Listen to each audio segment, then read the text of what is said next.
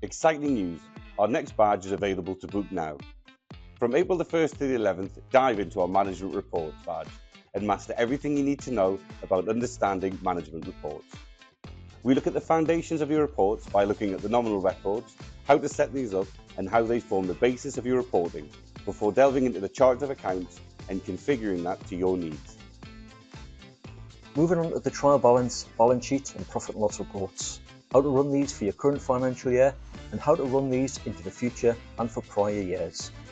We'll also show you how to reconcile your aged debtors and creditor reports and how to account for any differences before showing you your business dashboards, the perfect feature for monitoring your key business data at a glance. Attend 5 out of the 6 sessions and complete our quiz to earn your badge. Your achievement will be added to the Accredible portal where you can share your badge with clients, colleagues and suppliers, showcasing your journey to becoming a Sage expert. Don't delay, get yourself registered now at sage.co.uk/webinars and take the next step in your professional development.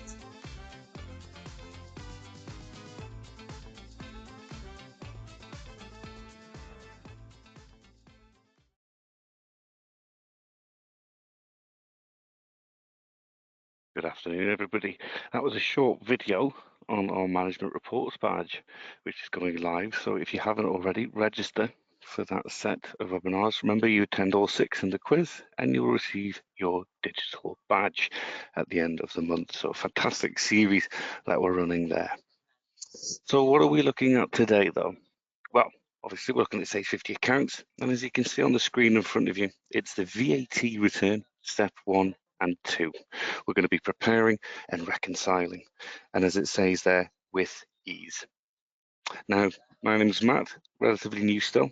You may have heard my voice before, but if you haven't, at the end there is feedback forms, satisfaction surveys. If you could complete those for me, that'd be wonderful. Any tips of what you want covered in the future, or anything you enjoyed about the webinar, or anything that could be improved, either or, it's up to you.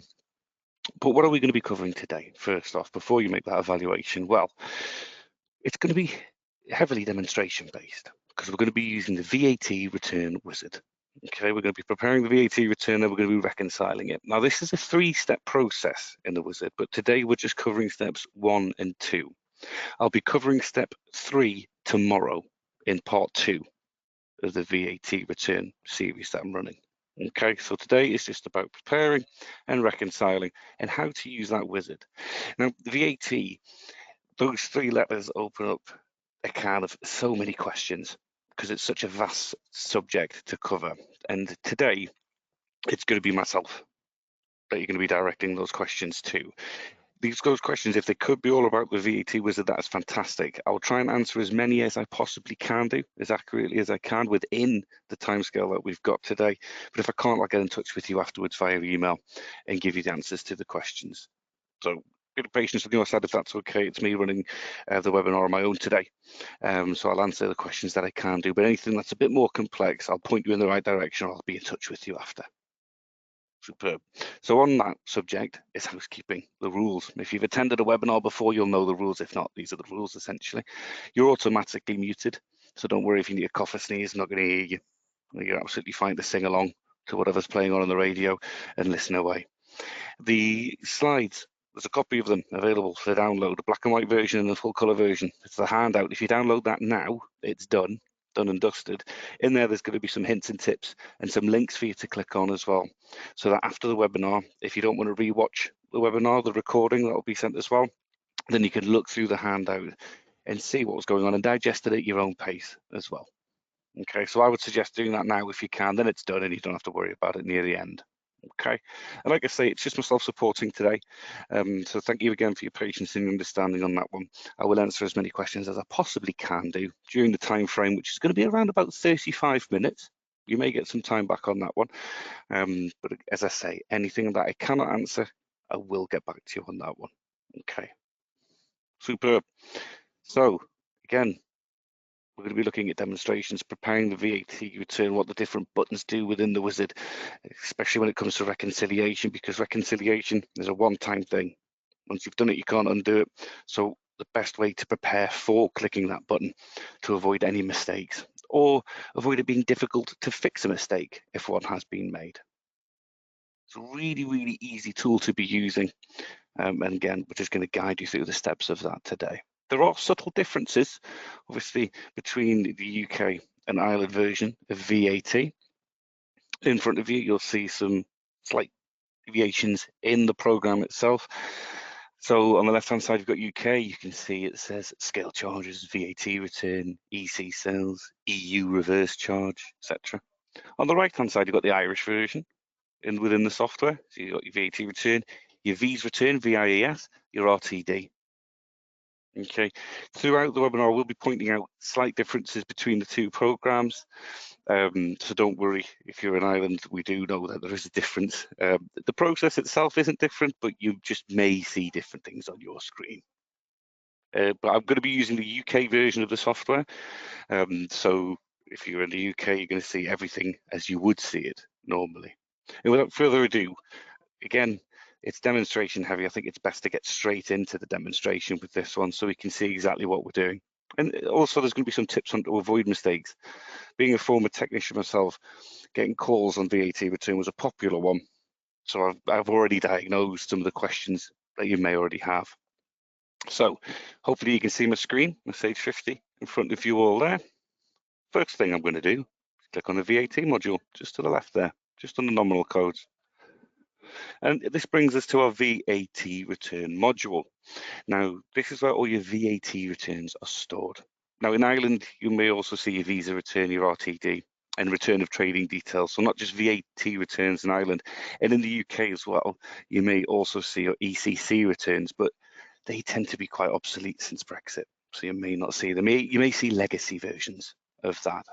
But mainly, again, because it's the VAT module, that's what you're here for, is for the VAT.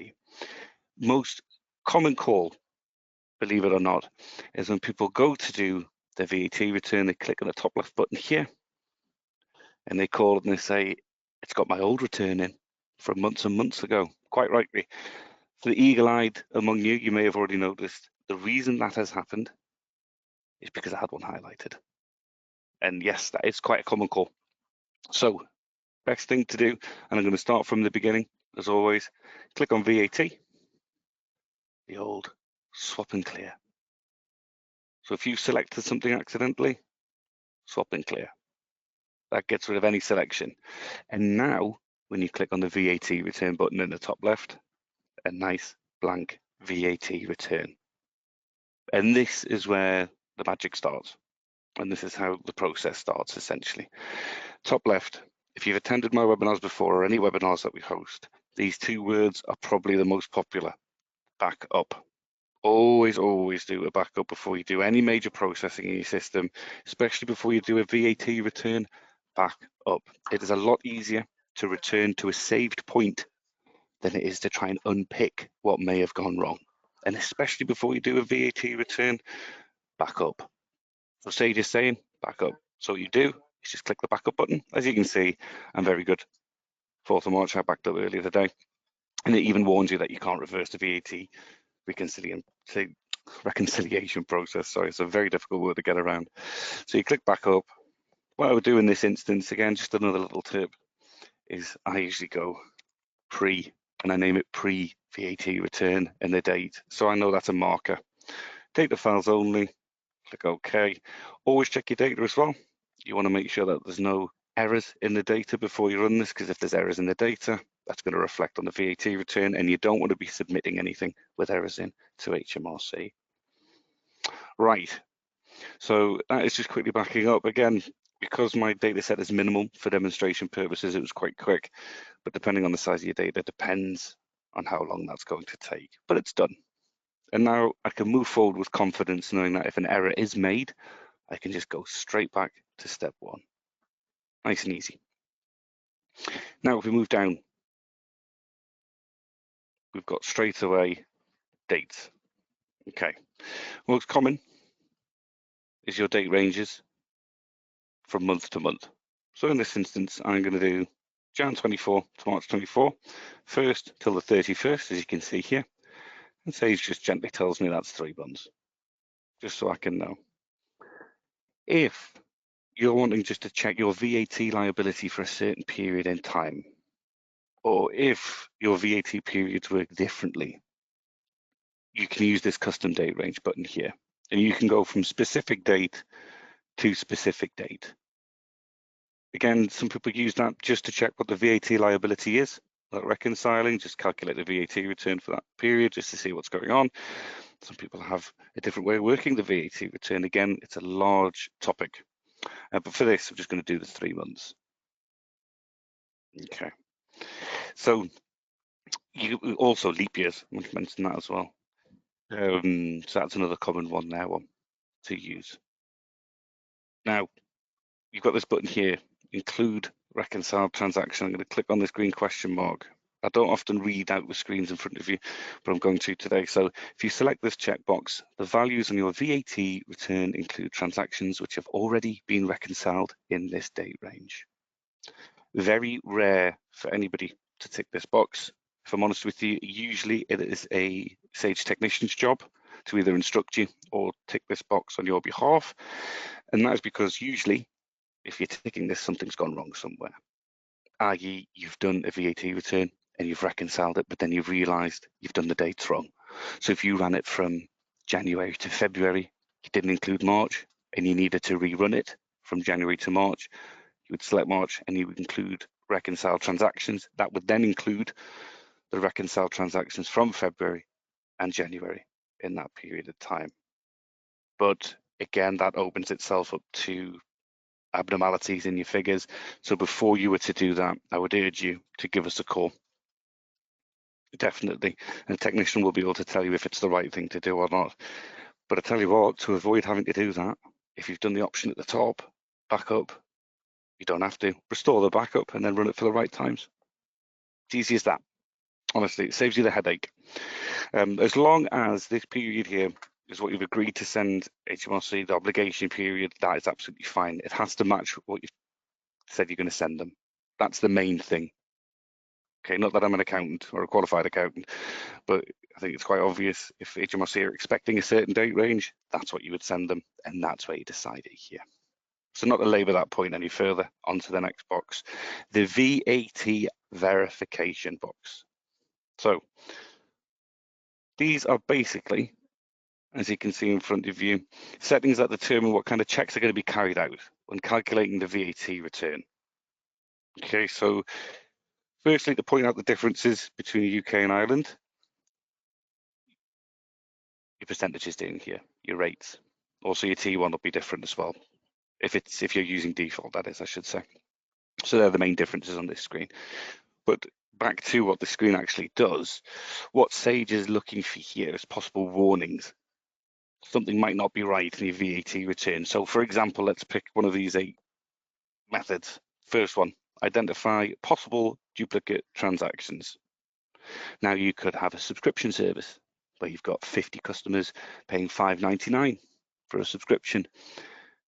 If you tick that, it might bring all 50 up and say, hang on a minute, everybody's got the same amount here for the same thing. Are these duplicates? It's not Sage saying, I know this is an error. It's just Sage nudging you saying, is this right? It's just going to have a look. It could be an error. You could have had a duplicate transaction typed in far too many times. 2 people could be processing at the same time, typed in the same transaction. You never know. So Sage, what it's going to be doing there, it's not going to make the assumption that your figures are correct, because it's dangerous to make an assumption, especially when you're submitting figures to HMRC. So it's going to identify possible duplicate transactions for you to check. More on that later in the demonstration. I'll show you what that looks like. But essentially, all of these options here are for checks, just to make sure that anything that you're going to be submitting or reconciling is going to be correct for you. Great thing about this as well is if, let's say, you are a subscription service business, you are that kind of model, you can just untick that, but it leaves the rest of them. You can mix and match. You could do all the top, all the bottom, completely up to you. You could do none of them if you're confident. You could do all of them if you just want to check. Again, completely up to you. And remember, it's not saying something's wrong. It's just giving you a nudge saying you might want to check on that one, just to ask the question. So for the purpose of the demonstration, I've selected all of them and click OK on that one. Superb, so that's the left-hand side completely taken care of. Now, what we want to do is calculate the VAT return, because I'm happy with all the information. I've taken my backup, dates are correct. I'm happy with the VAT verification settings that I've set up as well. So calculate VAT. Sage is going to go through all the figures between these two dates here and calculate what the VAT is going to be. Now, it's popped up this window. You may not see this, you may see this. For the demonstration, I'm going to include it. So VAT return, earlier unreconciled transactions. So VAT transactions that haven't been reconciled during that period in time are thrown up here. The only things that appear here are maybe late entries that you've added, or something that's been amended from a previous VAT period that is now going to be included in this VAT period to notify HMRC that there's been a change in something. Okay, it's as clear as I could be on that one. So in this here, you see the late entries, unreconciled or amended transactions. In this instance, these are both late entries. Now, you can't individually select, because some of you may have a long list here, because it may have been going on for a while and you've chose to ignore. You can't individually select which ones to include or to ignore, because theoretically this box should always be empty if everything's correct, or if you've just entered a late entry or an amendment. So my advice is, if you do have a lot of entries in here, it needs to be investigated as to why they're in this box. So what I would do is either print or I would send to Excel. Excel is my preferred option in this instance, and that's because of the capabilities in Excel for you to be able to search, hide, highlight, etc. And once you've got the information in Excel, it'll look a bit like this. Transaction number, type, account, etc., etc. What I would do then with that list is I would close out with my VAT return, calculated the VAT, but I'm just going to close out. I'm going to lose everything that I've set up. Yes, I am. And then I'll go to my transactions list and I would investigate these transactions to see if they should be included or ignored. If they should be ignored, I can make amendments to them in my transaction list. Oh, that one shouldn't have been input. Oh, this one should look a bit different. Okay. Again, just some investigating into your figures as to why they appeared in the first place will tell you if they should be included or if they shouldn't. Once I've done that and I'm happy with the list and I've edited everything, again, reset up my VAT return here, January to March, 3 months. I've already done the backup. I might want to back up again if I have made changes, up to you. The VAT verification settings, again, I can leave them as 8, calculate my VAT return. And now, after I've investigated these transactions, theoretically, I know them to be correct and I know for them to be included. So I will click include. Okay. Again, this is after I've investigated and I know all the figures are correct, because I can't mix and match at this stage. I can't just select that one. So I'm going to include all. And there we have it. Because I've got such a trim data set for the demonstration that was rather quick, again, it might be a cup of tea before it calculates everything for you. It's up to you. So we're now at step 2. Now, step 2, I'm just going to go back to slides there, back to the demonstration. Step 2 is quite easy. So the verification rules that we set up previously, this is where it throws the results out of those 8 checks that we set. No possible duplicate transactions. Brilliant. There is, however, one invoice or credit which has not been updated to ledgers. So then what I would do is I'd have a look at that one. Does this need to be updated to ledgers? Do I need to print a list, send the list to Excel and investigate these invoices? Should they be there? Should they not be there? Again, it's not Sage saying something is wrong. It's saying, do you want to have a look at this? Just to make sure. If it does need updated, close, go to your invoices and credits, update it to ledgers. Brilliant. It then will not be in that list when you rerun the checks. If it is to be ignored, just leave it. Again, it's just a warning. Same with the purchase order. Maybe you haven't had an invoice, you chase the supplier for the invoice. Again, investigation, print to Excel. Other potential issues, common tax code. So my common tax code in the verification settings was set to T1. Sage has noticed, hang on, Matt, you've got a T2 and a T5 in that date range you selected. Are they correct? Again, print to Excel if there's a long list, or I might go back and say, right, transaction number 2292, that was meant to be T1. So I'd go back and edit the transaction, set it to T1, and then guess what? When I rerun the VAT return calculation, it will not be in that list. So again, Sage at every turn is trying to help you through the process, saying you might want to check this. And once you've done this once, your VAT returns in the future are going to be a lot easier to calculate. So your first time you run through these verification results or the include ignore section, it might be a bit of a task, but then from then on in, it's going to be a lot quicker for you to run the system. So I'm happy with all of this. For the sake of the demonstration, I'm not going to go in and make any changes. Again, if you need to, definitely do that. But for the sake of this demonstration, I'm happy. The warnings, they're fair enough. So then what I would do is I'd have a look at these figures here. Are they all correct? Or are they not correct?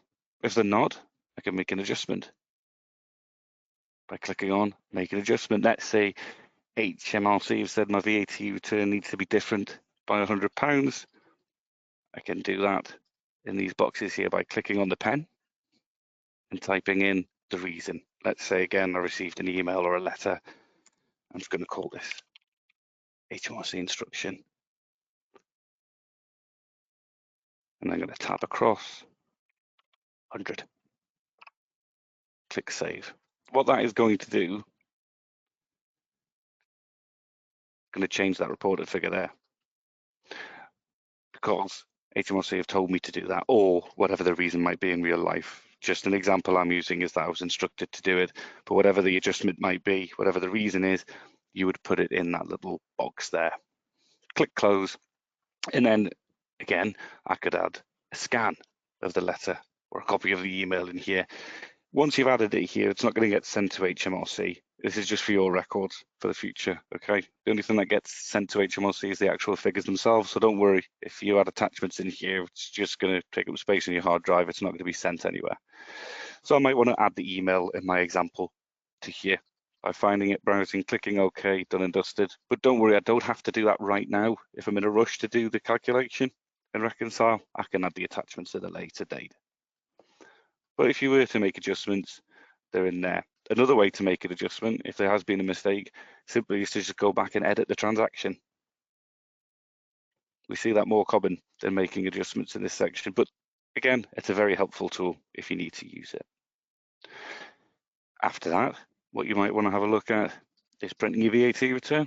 What does that look like?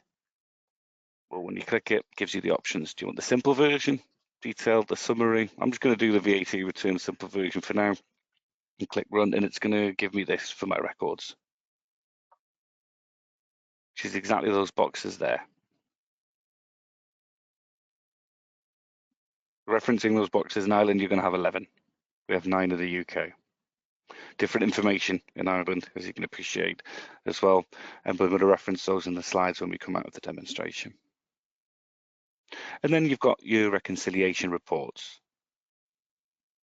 And this, depending on what information you want to glean from your reports, is where you would go to have a quick look. I'm not going to go through every single one with you because I don't think you've got the 4 hours for me to read every report out and what they do. But if you've got a VAT return, you can have a bit of a hunt around in here and just have a look at the reports that you want it to show you. If not, you can go to our website, sage.co.uk/help, and look at our which report finder tool, and that'll guide you in the right direction as well. There's got the link for that on the handout that I've given. But again, you can run your reports, save them. Again, handy to have here if you just want to check anything. And if you're a bit more hands-on and you want to check it immediately without running reports or anything like that at all, you'll notice these 3 arrows that are pointing down. Okay, these are drill down boxes. So if I was to click that at the top, the VAT due in the period on sales and other outputs, it gives me the figures. tax code T1, sales invoices there. So I can investigate the numbers. If I want to go further, I can do just by double clicking on the particular number there, and it'll take me further into it. What am I looking at here?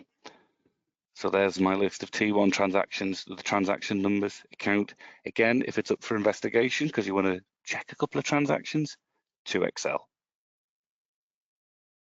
That to Excel button is brilliant. It's worth its weight in gold, because it will just give you the ability to check anything that you need and cross it off a list. What I usually do is say, I've checked that one. Yep. And then I'll highlight that. I've checked that one. Yep. I've checked that one, etc., etc. So to Excel, again, worth its weight in gold. But if I'm happy, you actually see the drill down is available on all of them. If I'm happy with all of them, and I'm happy with everything that I've done, the next and final stage is to reconcile the VAT return. Now, again, I'm going to go through this. Backing up is really important before you do this, because you cannot reverse a reconciliation. Can't be done. If it needs to be reversed, the only way to do it is to restore it back up, which again isn't reversing it, it's just returning to a version that you previously saved. So the backup at the front of this process is very, very, very important, because once we click this button, it's done.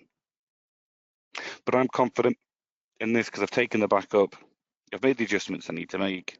I'm now going to reconcile the VAT return. Says, warn me, you've made an adjustment, but you haven't made any attachments, added any supporting attachments. Do you want to do that now? Don't have to. I'm going to do it later. As I say, don't have time for that now to find that email, so I'll do that at a later date. It's then going to warn me again, flagging the transactions as a VAT reconciled. You cannot reverse. So Sage is trying to tell you at every opportunity, this is it now. But again, if you're confident, you've got the backup, you're happy with all the figures and everything, you would click yes. And there we are. Reconciled brings you to stage 3, which is what I'm going to go through with you tomorrow at 2 o'clock. But just to have a quick glance at it now while we're all here, you can still drill down and investigate. Again, in Ireland, you will have different amount of boxes there. You can print, you can have a look at the verification results. Again, the ones that you looked at before you reconciled. You view your adjustments from here. So all of this can be done at stage 3, but I'm going to go through that in more detail tomorrow at 2 o'clock. So if you haven't signed up for that one, sign up for it. But if you're comfortable with this section, you don't need to, obviously. But it'd be great to see you, especially if you've got any questions on that one. But that essentially is step 1 and 2. That's how quick it can be. Now, obviously, if you're confident in your figures, it could be done in 30 seconds. But I always go through things methodically just to make sure that I'm happy with everything, because again, you are submitting this. You are sending it off. So, differences. That's the end of the demonstration. What have we got? So the UK on the left and on the right there. And again, the difference is the amount of boxes. And obviously the information that's in there as well may be slightly different. Nothing different on the left-hand side, because it wouldn't be. Preparing your VAT return in the UK. The verification settings, again, if you notice, the interest rates here, the VAT rates, sorry, 18, 21, all the defaults, whatever you've got them set to. Again, these are in the handout, so I'm not going to read every section out to you, but it's just so you can note what the differences are. When you reconcile your VAT return, again, the amount of boxes that you've got on your left to your right there. And obviously it says ROI. And then when you complete your VAT return, same again, boxes on the left-hand side. Information is going to be different business to business as well, but I'm sure you appreciate that. It'd be very weird if everybody had the same figures. I'm sure there'd be a few questions or eyebrows raised. You might say if every business was submitting the same figures year on year. Right then, to help you out, you've got the VAT Help Centre. So our Help Centre is fantastic. It's got loads of articles in there and links that you can click on, videos that you can watch. Again, if you download the handout and click on them, it'll take you straight to them, straight to these articles, worth the weight in gold. Any questions so far? None have come in, so that suggests to me that I'm doing a good job so far. But if you do have any questions, please send them in. My upcoming webinars, VAT Part 2 is tomorrow. That's going to be step 3. That's with myself. We'll be going through the final steps. Then on Thursday, we've got tips and tricks 2 p.m. And then we've got credit control, your age reports, and that's going to be with Michael on Friday the 11th at 11. It's a really good one, that one, for your reporting. If you want to watch previous webinars or sign up to any new webinars, sage.co.uk/webinars, especially the badge of management reports. For those of you that missed it, I'm just going to play that quick 1-minute video now, and then I'm going to come back to you. I'll be 2 seconds, but this has got a lot of information on how you can sign up. Be 2 ticks. Exciting news! Our next badge is available to book now. From April the 1st to the 11th, dive into our management reports badge and master everything you need to know about understanding management reports. We look at the foundations of your reports by looking at the nominal records, how to set these up and how they form the basis of your reporting before delving into the chart of accounts and configuring that to your needs. Moving on to the trial balance, balance sheet and profit and loss reports, how to run these for your current financial year and how to run these into the future and for prior years. We'll also show you how to reconcile your aged debtors and creditor reports and how to account for any differences before showing you your business dashboards, the perfect feature for monitoring your key business data at a glance. Attend 5 out of the 6 sessions and complete our quiz to earn your badge. Your achievement will be added to the Accredible portal where you can share your badge with clients, colleagues and suppliers, showcasing your journey to becoming a Sage expert. Don't delay, get yourself registered now at sage.co.uk/webinars and take the next step in your professional development.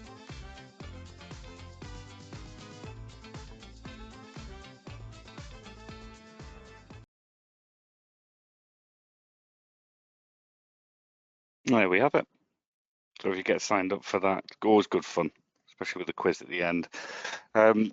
What we're also doing now, we started it again, is our one-to-one bespoke training, classroom training essentially, either over Teams or whatever the method is that you'd like.